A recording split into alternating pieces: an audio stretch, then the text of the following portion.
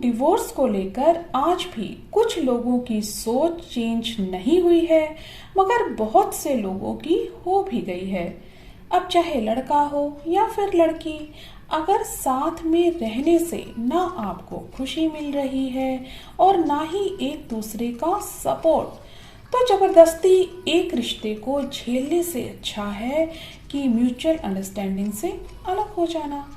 क्योंकि आज भी काफ़ी सारे ऐसे लोग हैं जो साथ में रहना नहीं चाहते हैं, मगर काफ़ी सारे रीज़न होते हैं, जैसे फाइनेंशियली आपको किसी का सपोर्ट नहीं है, या फिर पेरेंट्स क्या सोचेंगे, या फिर सोसाइटी, और भी काफ़ी सारे रीज़न होते हैं जिस वजह से चाहते हुए भी इंसान डिवोर्स नहीं लेते हैं।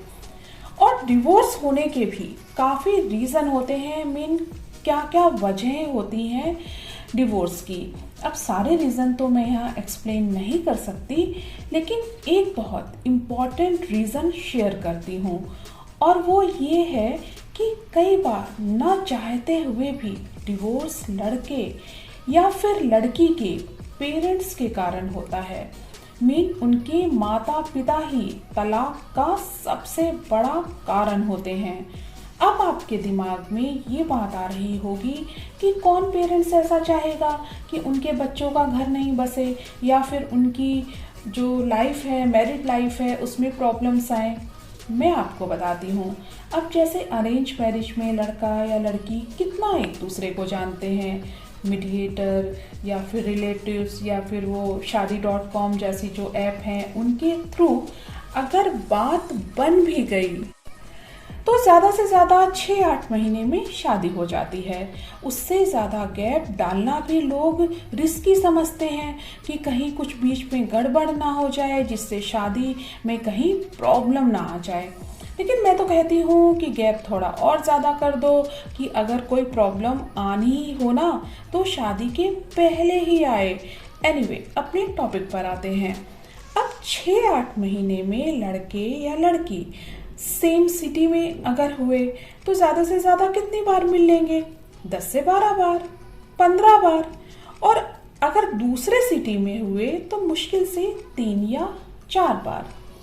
अब इन मीटिंग्स में दोनों अपनी लाइफ का, चाहे वो आपका नेचर हो या फिर फैमिली बैकग्राउंड, अच्छे से अच्छा ही एक दूसरे को बताएंगे। हाँ, कुछ लोग ऑनेस्ट होते हैं जो अपनी कमियां भी शेयर कर देते हैं, मगर ऐसे लोग बहुत कम होते हैं, और डिवोर्स भी फिर इन्हीं लोगों का ही नहीं होता है। मगर सब तो ऐसे नहीं होते ना। अब यहाँ पर पेरेंट्स क्या गलती करते हैं? एक्चुअली लड़की या फिर लड़के के बारे में जितना ज़्यादा उनके पेरेंट्स जानते हैं, उतना कोई भी नहीं जानता है। मगर यहाँ पर बहुत कम पेरेंट्स ही अपना रोल ईमानदारी से निभाते हैं। अदरवाइज काफ़ी सारे तो जानबूझकर अपने बच्चों की गलतियों पर पर्दा डालते हैं। कुछ पेरेंट्स को ये लगता है कि शादी से पहले उनका बेटा या बेटी में अगर ये प्रॉब्लम है तो शादी के बाद ठीक हो जाएगी, बस किसी तरह शादी हो जाए।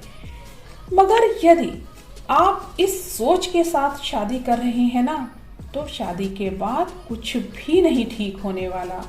इसलिए अगर आप अपने बच्चों के बारे में जितना भी जानते हो, क्योंकि कई बार जब बच्चे बाहर स्टडी या फिर जॉब करते हैं तो किसी को भी उतना नहीं पता होता है, फिर भी बच्चों के बारे में सबसे ज़्यादा पेरेंट्स को ही पता होता है। इसलिए जितना भी आप अपने बच्चों के बारे में जानते हो, उसे ईमानदारी से, सच्चाई से दूसरी फैमिली से शेयर करो, चाहे फिर वो अच्छी बातें हो या फिर बुरी। क्योंकि शादी से पहले ऐसा करने से लड़के या लड़की के बारे में आप दोनों की फैमिली भी काफ़ी कुछ जान जाएगी। और फिर अगर आपको ये लगता है कि सब कुछ परफेक्ट है तो ही शादी करें। और वैसे भी अगर आप एक अच्छे इंसान हैं तो आफ्टर मैरिज अगर लड़के या लड़की का किसी और भी रीज़न से डिवोर्स होता है या उनकी मैरिड लाइफ में प्रॉब्लम्स आती हैं, तो कम से कम पेरेंट्स को तो ये गिल्टी फील नहीं होगी ना कि उन्होंने सच छुपाया, गलतियां या कमियां छुपाई।